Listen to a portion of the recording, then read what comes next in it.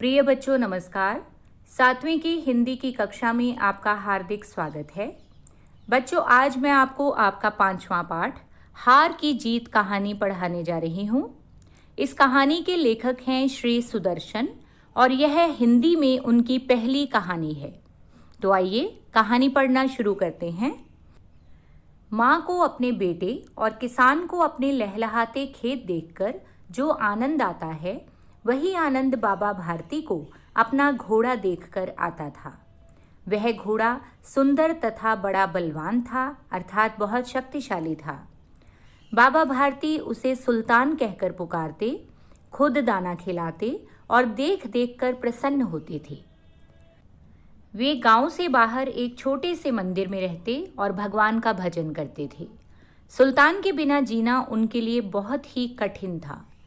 तो बच्चों आप लोग समझते ही होंगे जिनके घर में पालतू पशु हैं या पक्षी हैं उन्हें कितना मोह हो जाता है अपने पशु पक्षियों के साथ। वही हाल बाबा भारती का था जो घोड़े के बिना सांस भी नहीं लेते थे। खड्ग सिंह उस इलाके का प्रसिद्ध डाकू था। प्रसिद्ध मतलब बहुत मशहूर डाकू था।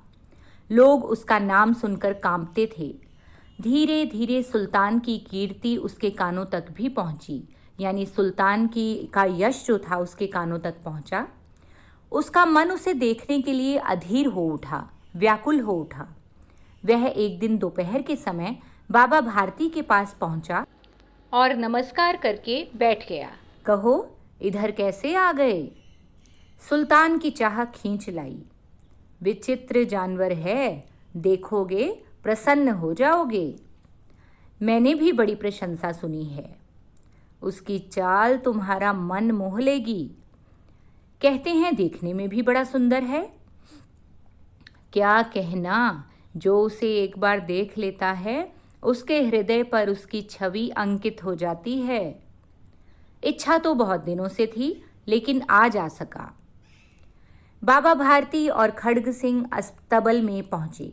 बच्चों अस्तबल कहते हैं वह जगह जहां पर घोड़ों को बांधा जाता है। बाबा ने घोड़ा दिखाया घमंड से, खड्ग सिंह ने घोड़ा देखा आश्चर्य से, यानी हैरानी से।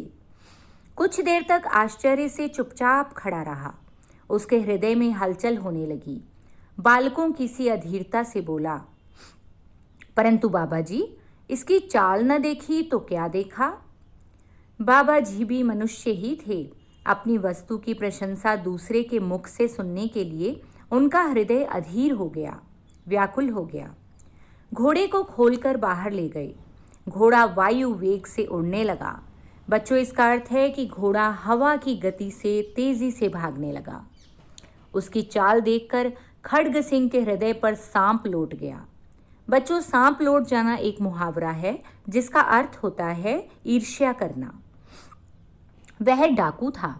जो वस्तु उसे पसंद आ जाए उस पर वह अपना अधिकार समझता था। जाते जाते उसने कहा, बाबा जी ये घोड़ा आपके पास ना रहने दूंगा। बाबा भारती डर गए। अब उन्हें रात को नींद न आती। सारी रात अस्तबल की रखवाली में कटने लगी। प्रति क्षण का खड्ग सिंह का भय लगा रहता, यानी हर पल उन्हें खड्ग सिंह का भय लगा रहता। परंतु कई मास बीत गए और वह न आया। यहाँ तक कि बाबा भारती कुछ असावधान हो गए और इस भय को स्वप्न के भय की नाई मिथ्या समझने लगी। अर्थात इस सपने को वो स्वप्न के भय की तरह गलत और झूठा समझने लगे। संध्या का समय था, यानी शाम का समय था। बाबा भारती सुल्तान की पीठ पर सवार होकर घूमने जा रहे थे। सहसा अचानक एक ओर से आवाज आई, ओ बाबा इस कंगले की सुनते जाना। आवाज में करुणा थी, दया थी। बाबा ने घोड़े को रोक लिया। देखा एक अपाहिज वृक्ष की छाया में पड़ा कराह रहा है। बच्चों अपाहिज कहते हैं उस व्यक्ति को जिसके शरीर का कोई अंग खराब हो। बोले, क्यों तुम्हें क्या कष्ट है? अपाहिज ने हाथ जोड़कर कहा, बाबा मैं दुखी हूँ, मुझ पर दया करो। राम वाला यहाँ से 3 मील है, मुझे वहाँ जाना है। घोड़े पर चढ़ा लो, परमात्मा भला करेगा। वहाँ तुम्हारा कौन है? दुर्गा दत्त वैद्य का नाम आपने सुना होगा, मैं उनका सौतेला भाई हूँ। बाबा भारती ने घोड़े से उतरकर अपाहिज को घोड़े पर सवार किया और स्वयं उसकी लगाम पकड़कर धीरे धीरे चलने लगे। सहसा उन्हें एक झटका सा लगा और लगाम उनके हाथ से छूट गई। उनके आश्चर्य का ठिकाना न रहा जब उन्होंने देखा कि अपाहिज घोड़े की पीठ पर तन कर बैठा है और घोड़े को दौड़ाए जा रहा है। वह खड्ग सिंह था।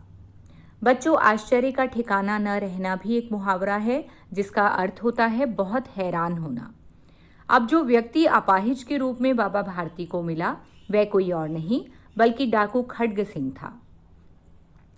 बाबा भारती कुछ देर तक चुप रहे और इसके पश्चात कुछ निश्चय करके पूरे बल से चिल्ला कर बोले, जरा ठहर जाओ। खड्ग सिंह ने आवाज सुनकर घोड़ा रोक लिया और उसकी गर्दन पर प्यार से हाथ फेरते हुए कहा, बाबा जी, यह घोड़ा अब न दूंगा, परंतु एक बात सुनते जाओ। खड्ग सिंह ठहर गया। बाबा भारती के निकट जाकर उसकी ओर ऐसी आंखों से देखा जैसे बकरा कसाई की ओर देखता है और कहा, यह घोड़ा तुम्हारा हो चुका, मैं तुमसे इसे वापस करने के लिए ना कहूँगा, परंतु खड्ग सिंह केवल एक प्रार्थना करता हूँ, उसे अस्वीकार ना करना, नहीं तो मेरा दिल टूट जाएगा। बाबा जी, आज्ञा कीजिए, मैं आपका दास हूँ, केवल यह घोड़ा ना दूंगा। अब घोड़े का नाम न लो, मैं तुम्हें इसके विषय में कुछ न कहूँगा। मेरी प्रार्थना यह है कि इस घटना को किसी के सामने प्रकट न करना। खड्ग सिंह ने आश्चर्य से पूछा, बाबा जी, इसमें आपको क्या डर है?